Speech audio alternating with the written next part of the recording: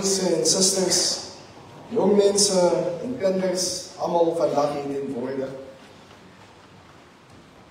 Hier is 'n dag wat lank aankom. En vir enige teologiese student wie studeer om op hierdie kant te word, sien hy en sy uit na die dag van op bevestiging gerede. We envision that day. We envision the sermon that we want to preach.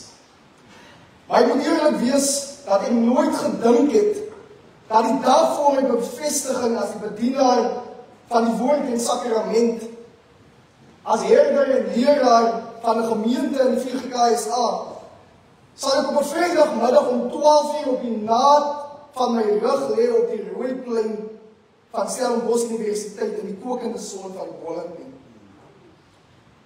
Die Rooiplein waar ek en my vriende, nou nie my teologievriende nie, maar BCom-vriende, soveel keer gesit het. Vrydagmiddag kon ek met honderde ander studente op die Rooiplein vergader, soos duisende ter duisende reg oor die land, oor die grense van ras, klas, gender en seksualiteit. Vergader soos ons ook ons profielpictures pers verander in solidariteit teen gendergebaseerde geweld in Suid-Afrika. Gendergebaseerde geweld en vrouemoorde in Suid-Afrika wat nou amptelik deur die regering as 'n krisis, 'n nasionale ramp verklaar is na jare se uitroepe vir geregtigheid om te geskied en om te erken dat die geweld wat geskied in ons gemeenskappe, om te erken dat die geweld wat uitgeoefen word teenoor ons vroue en kinders in ons samelewing is nie normaal nie. Dit is nie normaal dat die name van Jocelyn Smith, Tesney van Wyk, Uyenere Frediana, Tsegofatse Pule, Deneen Boysen, Devin Nel, Hanna Cornelissen, huishoudelike name geword het vir al verkeerde redes nie. Net hierdie week is die Kaapse vlakte weer eens geruk deur die tragiese nuus dat 'n 9-jarige seun van Delft sy eie lewe geneem het. Broers en susters, dit is nie normaal nie. In hierdie oomblik waar ek op die naad van my rug lê in die son, kom ek juist tot die besef dat ek kan nie door die bediening van die Here Jesus Christus betree as ek nie agslaan op die uitroepe van ons vroue, ons kinders en ons ganse samelewing nie. Want tesame met die geweld teen vroue, tesame met die geweld teen kinders en die LGBTQIA gemeenskap, word ons gemeenskap vasgeklou in 'n uitleggelende greep van armoede, van hoë ongelykheid, van werkloosheid, van misdaad, van dwelms, van bendegeweld, van drankmisbruik, wat gister bevestig is, ook die realiteit is in Sarepta, in Silversens en in Kalkfontein. Ek kan nie tot die bediening van die Here Jesus Christus betree as ek nie agslaan op hierdie wonde in ons gemeenskappe nie. Broers en susters, en dit geskied terwyl leiers van die wêreld saam staan, saam sit en bespreek oor solidariteit en gelykheid. En dit terwyl ander vir ons wil sê wat aangaan in ons land, asof ons nie weet nie. Broers en susters, dat jy spreek van 'n kwesbare samelewing waarin ons dikwels mismoedig word, dikwels verlang na verandering, na transformasie, na herlewing, soos ons gekonfronteer word met die wonde van ons gemeenskappe. En ek glo, as ons praat van al hierdie ewels, is dit nie daar buite nie, maar dit is in ons families, dit is in ons huise, dit is met ons leef saam met dit, asof dit normaal is. Ons sluit die kassies toe. Ons eie klere sluit ons toe. Vir ons eie kinders. Want ons is bang wat gaan hulle vat. En dit is kinders wat in die sonnaskool was, in die katekisasie was, saam met ons groot geword het. Dit is die diepgaande wonde van die wêreld van ons. Prof oom Nico Koopman noem, juis met sy laaste ringsitting in die ring van Stellenbosch, hierdie jaar in sy preek te Vierkal-Vlottenburg, dat ons lewe in 'n wêreld vol wonde. Wonde in hart, wonde in huwelik, wonde in die wêreld, wonde in die huis, in die kerk, in die werk, in die woonbuurt. Wonde wat dieper sny as fisiese wonde, maar ook sielkundig gewonde. Sosiale, ekonomiese, ekologiese, morele en geestelike wonde. There are certain wounds that we are sitting here with that the eyes cannot see. Liewe broers en susters, jong mense en kinders, dit is juis in hierdie lig waar ons opnuut herinner word dat in dieselfde wyse soos ons vandag vergader en soos ons Vrydag vergader het vir 'n national shutdown, vind ons ook in ons teksgedeelte die disippels wie tot verhaal kom van die kruisiging van Jesus Christus, wie tot verhaal kom van sy afsterwe, maar wie ook tot verhaal kom van 'n leermeester en vriend, maar dat er hierdie een is wie hul gehoop het is die Messias. Hierdie een verskyn nou aan hul as die opgestane Here Jesus Christus, voorwaar die Seun van God, voorwaar die Messias. Dearly beloved, it is in this moment when the presence of the one we so often call Doubting Thomas becomes significant in our biblical witness and our faith life. Ons is mos lief om te sê, jou ongelowige Thomas. Sodra een vra, sodra een sê die tradisie regtig dit. Sodra een sê, moet ons hierna of daarna kyk nie, dan sê hy, jou ongelowige Thomas. When the disciples convey the news to him, we have seen the Lord. Thomas responds, unless I see the nail marks in his hands and put my finger where the nails were and put my hand into his side, I will not believe. In hierdie oomblik daag hy hulle uit om te bevestig, dit is nie net 'n opgemaakte storie nie, dit is nie net 'n spookstorie nie, maar die opgestane Here Jesus Christus is die vleesgewordene Messias wat opgestaan het uit die dood uit. He stands 10 toes deep into the ground in this world. The Lord Jesus Christ, the risen, resurrected Lord, did not choose to sit on a throne in heaven, but he rose in this world of ours, 10 toes deep. He stands with his wounds and he says, hier is my wonder. Raak daaraan. As jy nie glo nie, moet nie ongelowig wees nie, maar glo. Hy staan op in hierdie wêreld van ons, wat oorval is met duisternis, hierdie wêreld van ons wat oorval is met wonde, in hierdie wêreld staan die Here Jesus Christus. Hy roep vir Thomas nader na homself. Hy wys nie vir Thomas weg nie. Hy sê nie vir Thomas, jy het nie geloof nie. Hy sê nie vir Thomas, jy is halstarrig nie. Hy sê nie vir Thomas, jy is dwars nie. Hy roep hom nader, hy katrol hom in. Hy sê, moenie ongelowig wees nie, maar gelowig. Broers en susters, hoeveel mense loop met seer van die kerk wat al weggewys het? Hoeveel mense stap weg en word soms weggewys?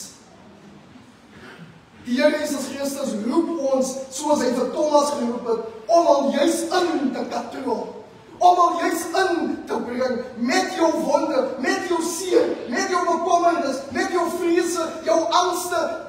If you are dealing with mental health, wellness issues, if you are sitting with self-harm, if you are sitting in a dark place, in that moment where you do not believe and you do not see the light, the Lord God Almighty calls you back in and says, don't doubt, but believe.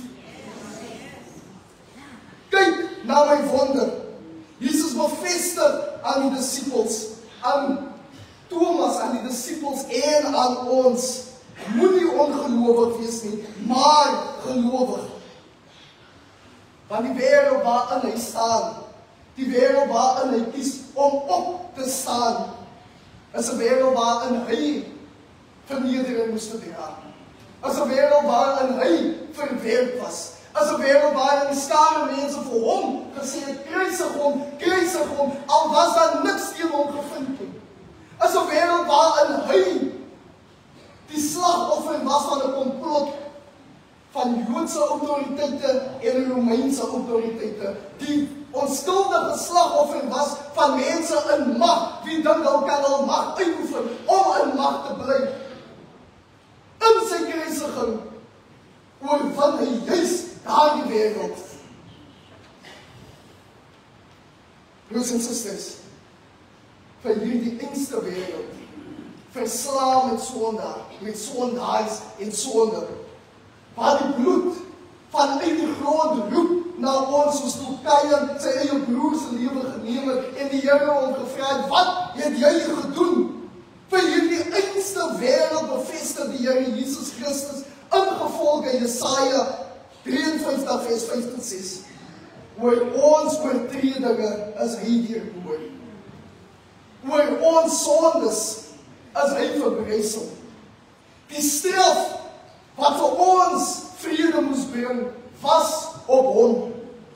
Deur sy wonde het daar vir ons genesing gekom. Liewe broers en susters, as jy sit vandag met wonde, met fisiese wonde, en wonde wat jy oor nie kan sien nie, die Here het daardie wonde op homself geneem op die kruis, sodat jy genesing mag ontvang, sodat jy verlossing mag ontvang, sodat jy kan lewe in die liefde, genade van die Here Jesus Christus. Die Here roep jou in. Twyfel nie meer, vertrou die Here. Want daar kan geen verheerliking van die opstanding wees sonder die sonde van die kruis, sonder die wonde van die kruis nie. Dat is juis op die kruis waar Jesus se bediening soveel waarde ontvang, want hy is tot die kruis gebring, nie deur autoriteite en magshebbers nie, maar vanweë sy lewe wat getuig, wat hy uitgespreek het in Lukas 4, vers 18 tot 19. Die Gees van die Here is op my, omdat hy my gesalf het om die evangelie aan die armes te bring. Hy het my gestuur om die wat verbryseld is van hart te genees, om aan gevangenes vrylating te verkondig en aan blindes herstel van gesig, om die wat gebroken is in vryheid weg te stuur, om die aangename jaar van die Here aan te kondig. Vanweë sy solidariteit met die gebrokenes van hart, vanweë sy solidariteit met die mense wat selfs in die gevangenis weggewerp is, vanweë sy solidariteit met mense wat op die marges van die samelewing staan en hy katrol hulle in, is hy in oppositie met die maghebbers van die tyd wat hulle verlang dit nie. Broers en susters, as hy sê, kyk na my wonde, as hy sê, steek jou hand in my sy, as hy sê, hier is my wonde, dan getuig dit van sy liefde, dan getuig dit van sy genade, dan getuig dit van sy geregtigheid, dan getuig dit van sy saamwees met eenvoudige mense. Daar kan nie 'n opstanding wees, daar kan nie 'n verheerliking wees sonder die wonde van die kruis nie. En die woorde van die hoogeerwaarde Prof. Ellen Boesak. Elke as ons eendag voor die Here staan, gaan die Here vir ons vra, hoe lyk jou wonde? En indien ons sê, ek het nie wonde nie, dan gaan die Here vir ons vra, was daar niemand die moeite werd om voor te beklei nie? Was daar niemand die moeite werd om voor lief te hê? Was daar niemand die moeite werd om opofferinge te vat nie? Was daar niemand die moeite werd om voorin te staan in solidariteit nie? Was daar dan niemand die moeite werd om die genade van die Here te verkondig nie? Om die liefde van die Here te verkondig en die geregtigheid van die Here te verkondig nie? We simply have to walk humbly with our God, in mercy, in love, in justice. Kyk na my wonde. Wees gelowig en nie ongelowig. Stop doubting, but believe. When the author of John writes this, he writes it in the imperative form of the Greek. He writes it in the imperative form. It is not an option. It is indeed a command. It is indeed a command, a call unto us to stop doubting, but believe. Hierdie gewonde Jesus Christus, hierdie opgestane Seun van God, die Messias, ontmoet vir Thomas. En Thomas kan nie ander as om te bely, my Here en my God.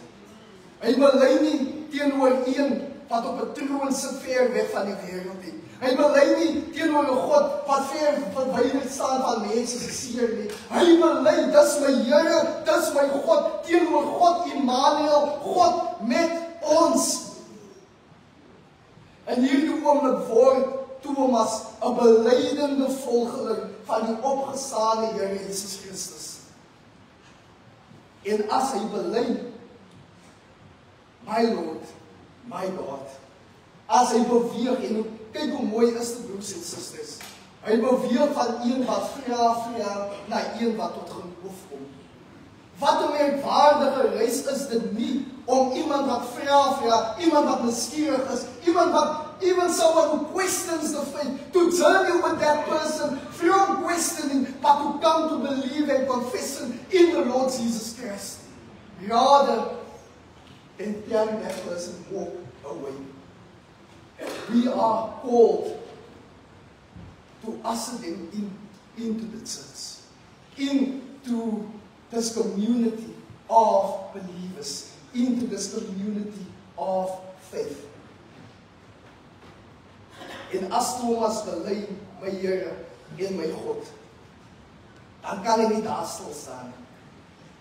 Dan kan hy nie daar net bly en sê ek nou bely en volgende kom ek weer. Dan kan hy nie net daar staan en bely en sê ek is nou klaar nie, ek het my seëning nou ontvang op die 1 Januarie en die kerk sien my nou weer die 30ste Desember nie. Hy kan nie net sê my Here en my God en wegbly daarvan die want as hy bely my Here en my God, dan word ook hy gestuur om die Here te volg in die Here se bediening. Dan word ook hy opgeroep to walk humbly, to love justice, and to say the mercy of God.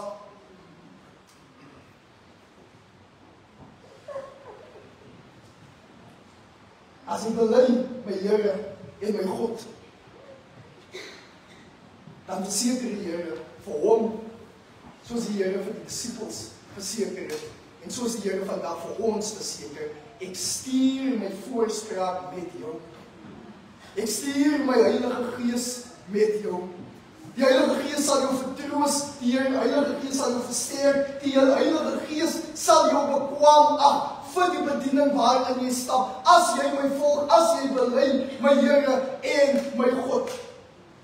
Sometimes you say, why should I go to the church council? That's not a place for me, but if you stand even as a young person, the Holy Spirit will equip you in service of the Lord. En hy stap 'n spesiale pad met mense as hy daar is in hulle gewondenheid, as hy daar is in hulle gebrokenheid. Hy stap 'n spesiale pad met mense as hulle seer, hulle kommer en hulle angs met jou deel.